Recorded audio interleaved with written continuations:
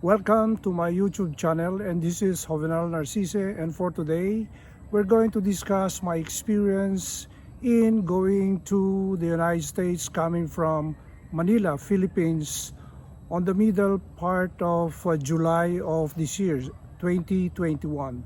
I'm going to tell you the different steps that I undertook when I had my trip from Manila to the Philippines via the Philippine Airlines. First is, I would like to tell you some considerations I have to follow because of the pandemic, the COVID-19 pandemic.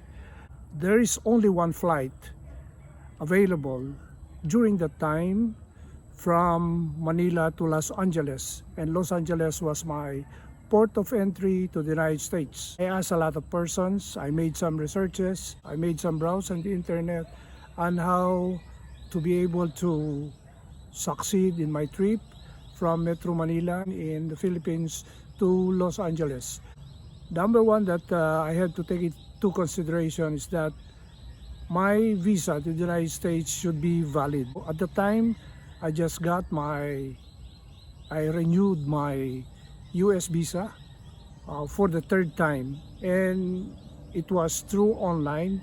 It's very easy for me to apply online by paying my fees and then sending my passport and those required documents to include my passport picture through to go or service or cargo system that the US Embassy here in Manila is having a contract with regards to this kind of request. Submitted those documents to go, and then after 3 days I was able to receive my visa and my passport in my house.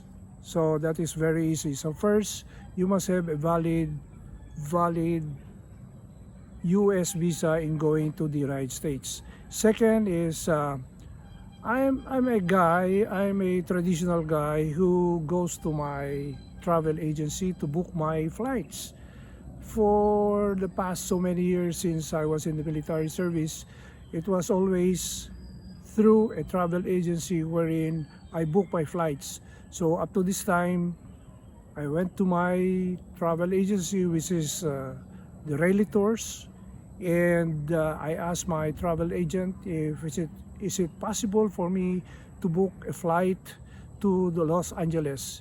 And true enough, there's only one flight available because I've been a regular customer of Korean Air, wherein I had more than 150,000 miles of accumulated miles in my card, in my privilege card. So I don't have any choice but to take the Philippine Airlines. And it was my first time to have a flight, international flight, through the Philippine Airlines. So it was my travel agent from Rally Tours who made the arrangement, booking and everything. And I was surprised to find out that the fare is very expensive. Of course, to tell you frankly, it almost reached to $2,000 for a round-trip ticket.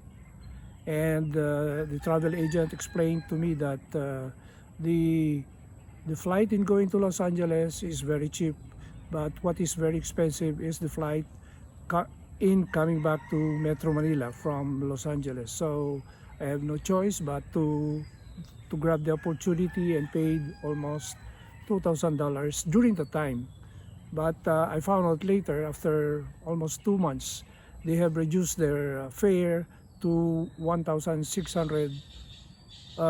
So that is 400 less than the fare that I paid in the middle of July. So I was able to book a flight, and then I was required to follow all those protocol wherein I have to have my COVID-19 test at least 72 hours before my flight. So the third step is after booking my flight, paying my ticket, The third step is to follow the health protocol on COVID-19. So the first protocol is for you to have a test. So I made the research on where to get my test, and it was very easy. I was able to have my test near the PAL terminal. This is on Airport Road, so there is an ample space for parking. It was no problem. All you have to do is tell to the security guard that you are going to undertake a COVID-19 test because you are a incoming passenger of one of their Philippine Airlines flights. 2 nights before I left for the United States, I went to this COVID-19 testing area, and I was given a choice of the RT-PCR test or the antigen test. The RT-PCR test costs 2,800 pesos, but the antigen test cost me only about 700 pesos, and any of these tests are accepted by the Philippine Airlines. So the guy or the technician, medical tech who was in charge in taking my test at that time, told me that there's no difference in taking the antigen or the RT-PCR test. So I can opt for the cheaper one, which is the antigen test, which is only about 700 pesos. So I took the antigen test, and it took me only 30 minutes to wait for the result. After I was swabbed in my nose, I waited for 30 minutes and I got the results. After that, it's time for me to leave on the night of my departure to Los Angeles. Fourth step, you should be early in going to the terminal. And at the time, it was the NAIA 1, Terminal 1, which was used as departure area for the Philippine Airlines flight to Los Angeles at the time. And I found out later that 2 days after my departure, they went back to Terminal 2, which is the Century Terminal, which is the terminal purposely for only Philippine Airlines flight. 4 hours before departure time, I went there only to find out that I have a lot of documents to fill up. But before that, I was advised by my travel agent to get my COVID-19 insurance. So correction, the number 4 step is to get your COVID-19 insurance. This insurance will cover you if in case you will contract or affected by COVID-19 once you are in the United States. And this COVID-19 insurance will cover everything: your hospitalization, the medication, everything. So I did not find out how much is the coverage, but I was assured by my insurance company that everything will be covered. And I took the Malayan insurance group, so it was very easy for me. The travel agent was the one who filled up the form, and he just asked me to pay the corresponding fee, which is almost 8,000 pesos. Have it paid at the Banco de Oro, and that is what I did. I paid the corresponding fee, and then I returned the receipt to the travel agent, and that's it. I was ready for my test. And then the fifth step is to go to the airport at least 3 to 4 hours before departure time. For me, I did 4 hours, and because I know that there will be so many documents to be filled up at the airport.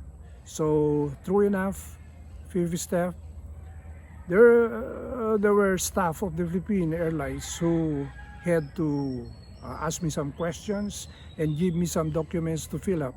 So I filled up all these forms and then sign it, have a signature, and they asked me also to open my cell phone and go to the internet and register to the Trace app to all the passengers going to Los Angeles.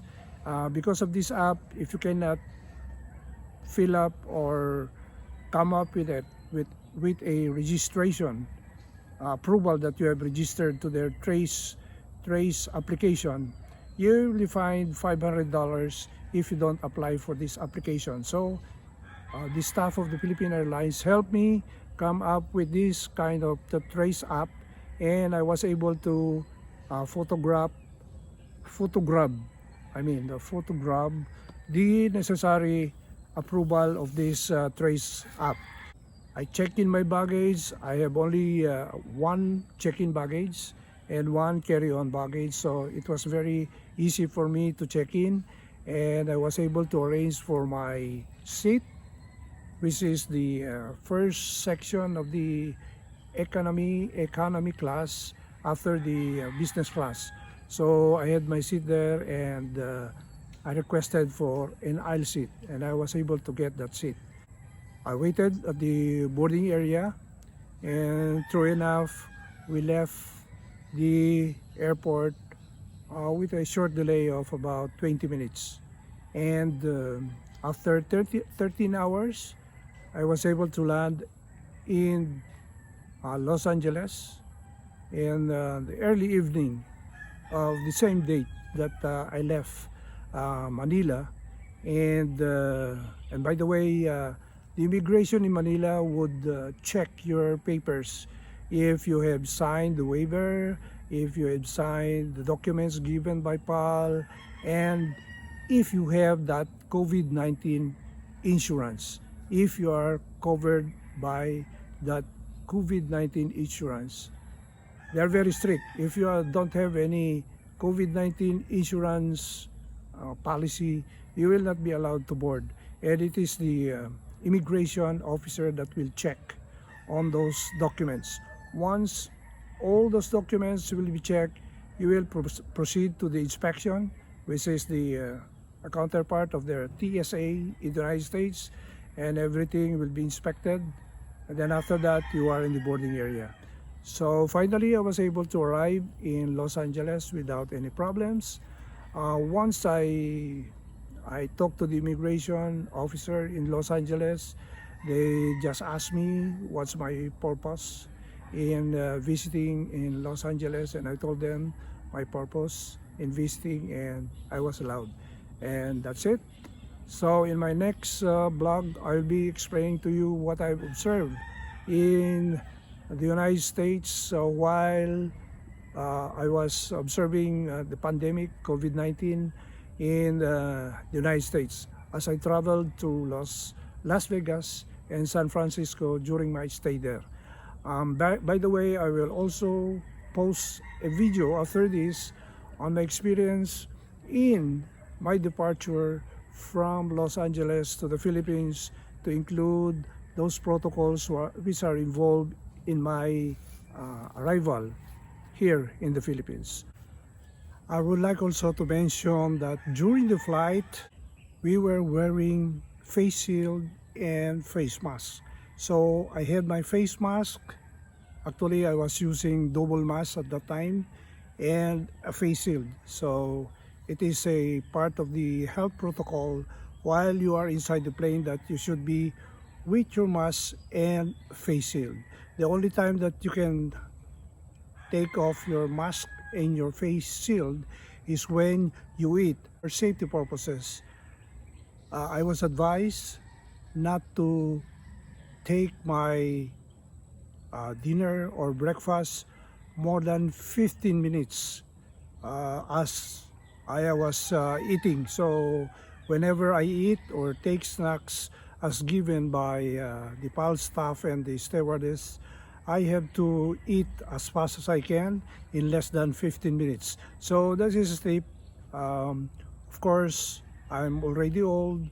I don't want to be affected with COVID-19. Although I'm healthy, I run, I hike almost every day. I know I'm healthy, and I don't have any comorbidities. I'm sure that I am very sure that I have a big chance of not being affected by COVID-19, but of course I'm still taking those preventive measures, but like wearing double mask and wearing face shield in a crowded area.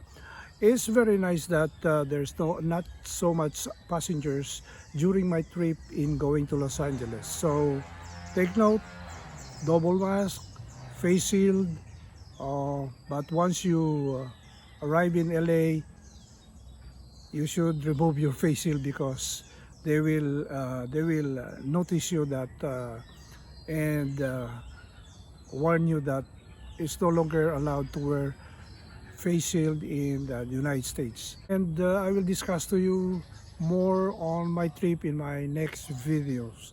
Thank you and have a good day.